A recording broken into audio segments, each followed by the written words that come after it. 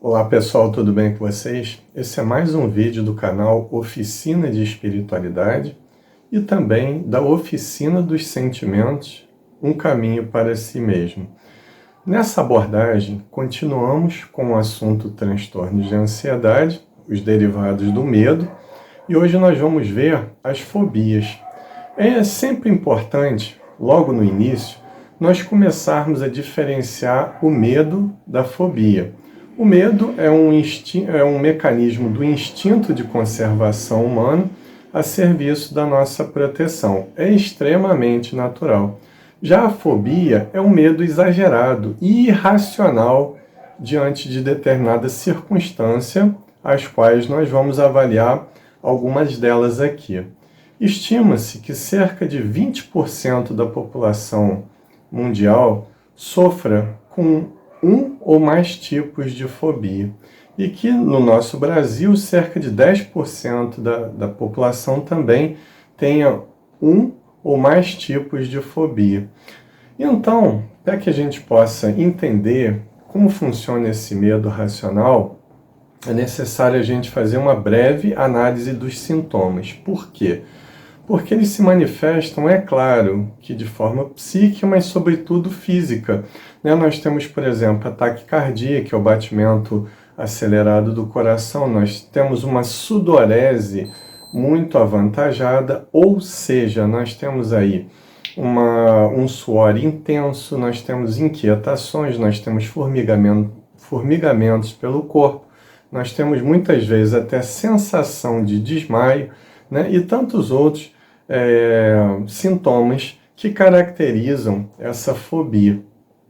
Mas antes de nós vermos a questão dos tipos de fobia propriamente ditos, eu gostaria de falar sobre as origens dessas fobias, dessas modalidades do transtorno de ansiedade. Pode ser uma herança genética ou algum tipo de vivência na vida atual que desencadeou esse processo fóbico. Pode ser, por exemplo, um trauma de infância, um trauma que na linguagem psicanalítica tenha ficado recalcado no inconsciente, e que envia sinais para o consciente a fim de ser tratado.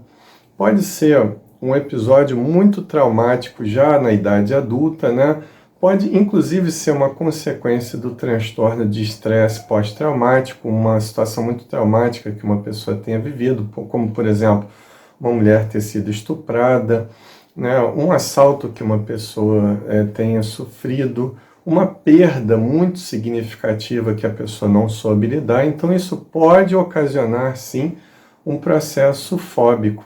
E também, como a própria Joana de Ângeles diz no livro Triunfo Pessoal, pode ser também derivado de outras vidas. Não quer dizer que sempre seja, tá, gente? Essa é uma visão que a gente tem que desmistificar. Que essas fobias, elas sempre são derivadas de outras vidas. Não são. Podem ser traumas e acontecimentos gerados nessa vida atual, tá? Quando não tem explicação nessa vida, feito um tratamento analítico, psicoterapêutico, e não tendo nenhuma causa aparente, sim, podemos buscar essas causas em outras vidas. Até mesmo a influência genética, ela pode ser explicada, na nossa teoria espírita, por um padrão evolutivo que aquela família tem. Se aquela pessoa tem uma predisposição a desenvolver um certo tipo de fobia e também há casos repetitivos, na família, isso pode ser um conjunto de espíritos que renasceram juntos, com as mesmas características, não quer dizer que tenham as mesmas fobias, mas com as mesmas propensões a ter esse tipo de transtorno de ansiedade, isso gerado por erros muito parecidos que eles tenham cometido em outras vidas, ok?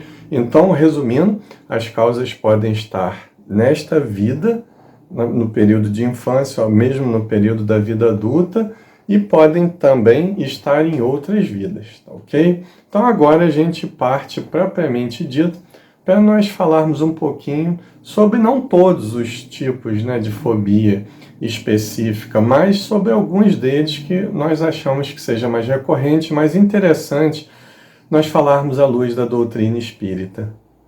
Nós temos, por exemplo, o medo de animais peçonhentos, né? Zoofobia, que podem ser animais peçonhentos ou não. Há um medo fundado, logicamente, de você ficar receoso de estar perto de uma aranha, porque você não tem conhecimento se ela é peçonhenta ou não. Mesma coisa é uma cobra, um escorpião, né, e etc. São bichos, são animais, são insetos, aracnídeos, artrópodes, que podem ser, sim, peçonhentos e podem te oferecer um perigo real.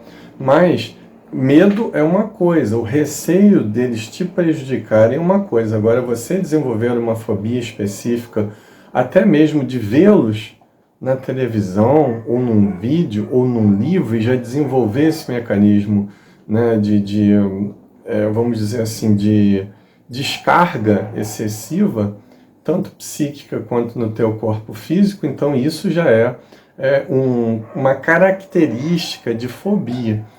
Nós temos, por exemplo, a acrofobia, que em geral é o medo de altura, né? Então, eu pus agora essas imagens no nosso vídeo, se você olhar uma dessas imagens e se sentir mal apenas por olhar uma delas, então isso pode levar a crer que você tem indícios de um processo fóbico, né?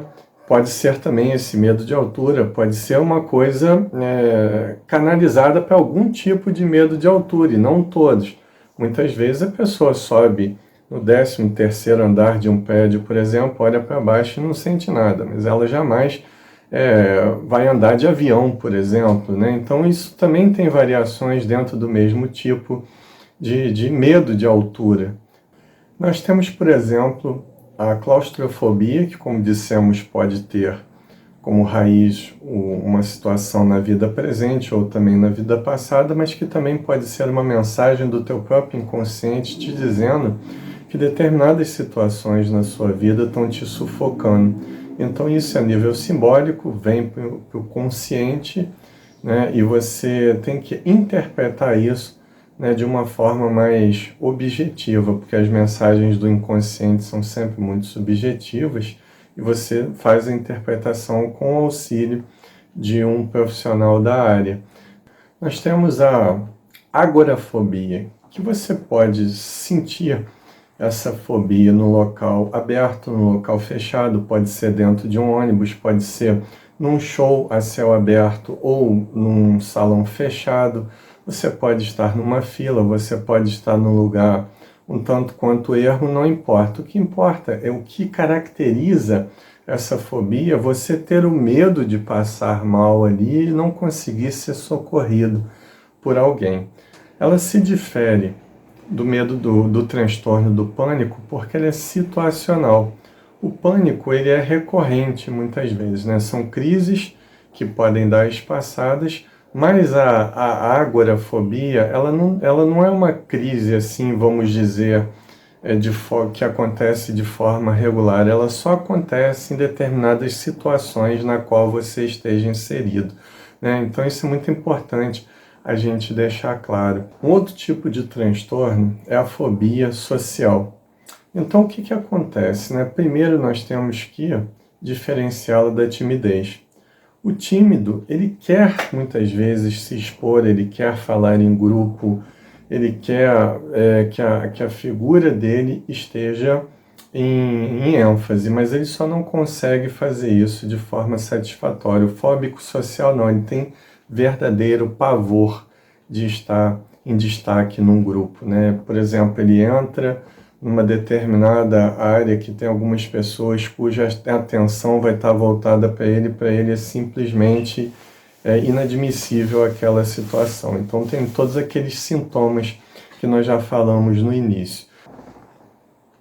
Esse transtorno fóbico social, ele deriva muito da questão da baixa autoestima que a pessoa nutra, né?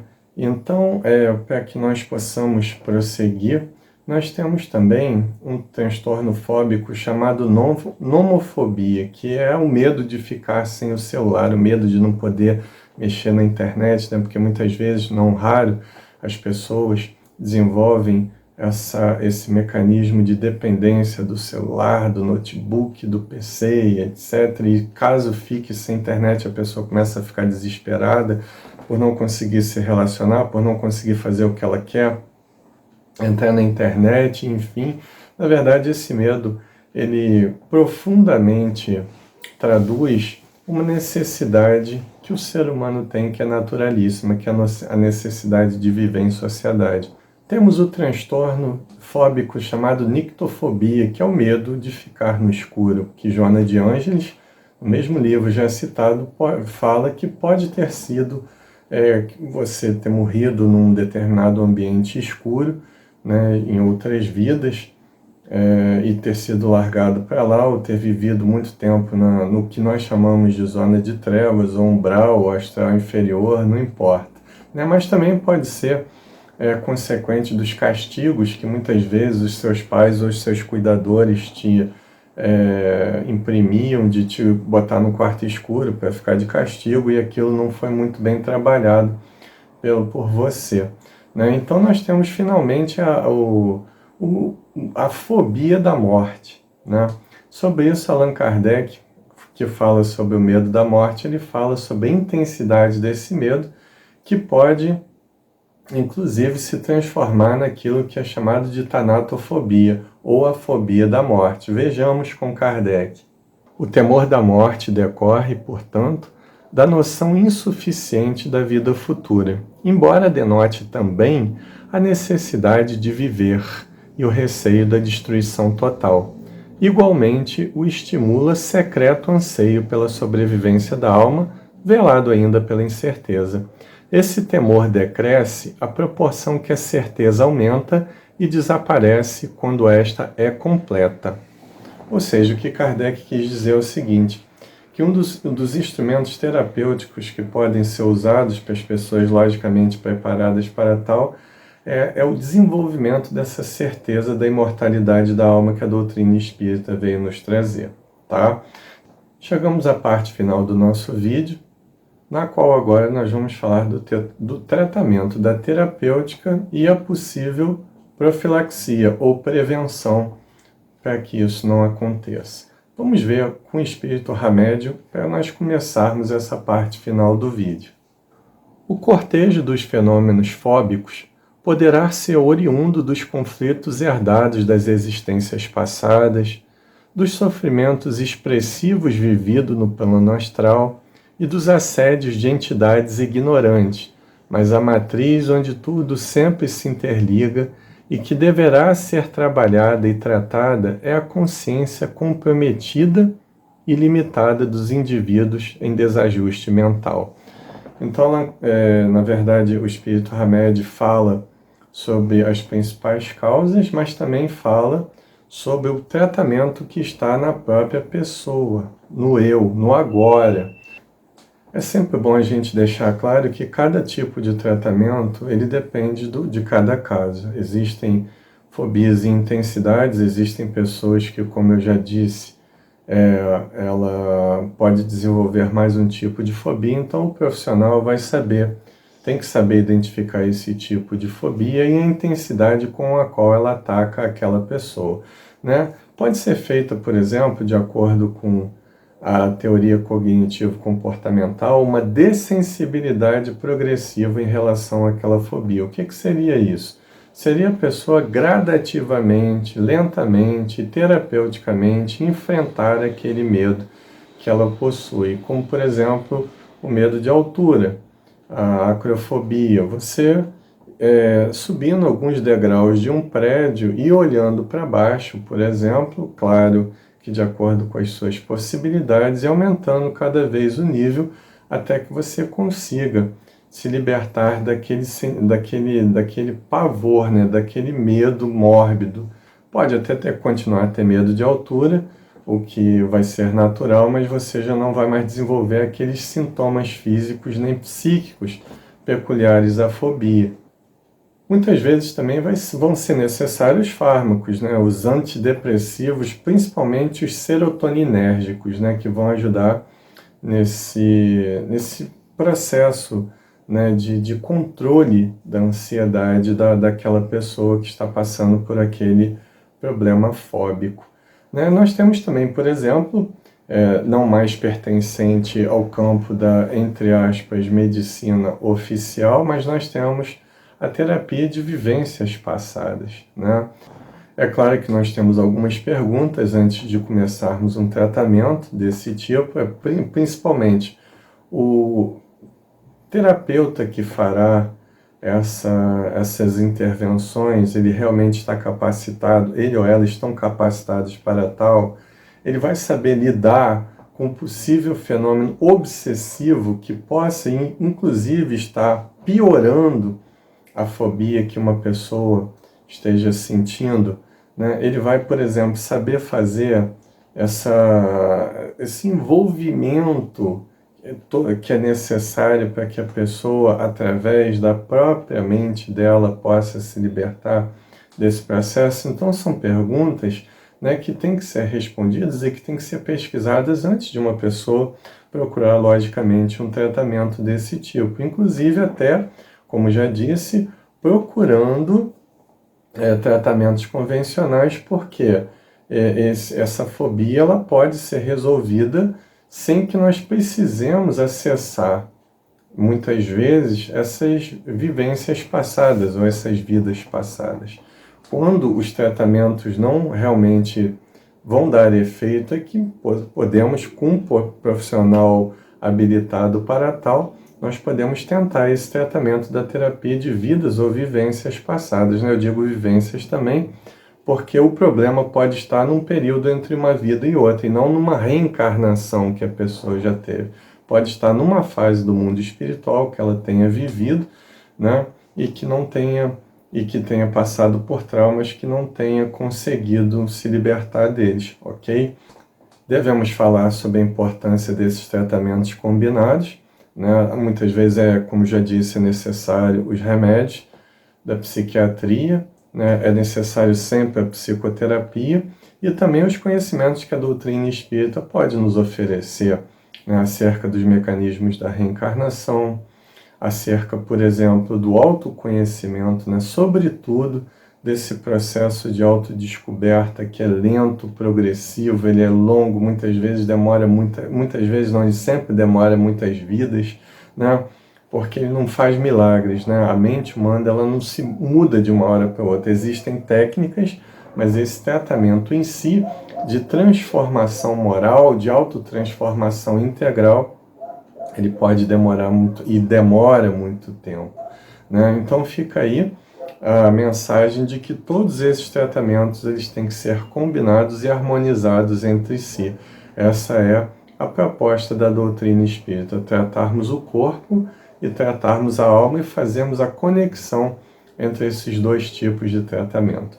Se você gostou desse vídeo, se inscreva no nosso canal para que o nosso trabalho possa chegar até uma quantidade maior de pessoas.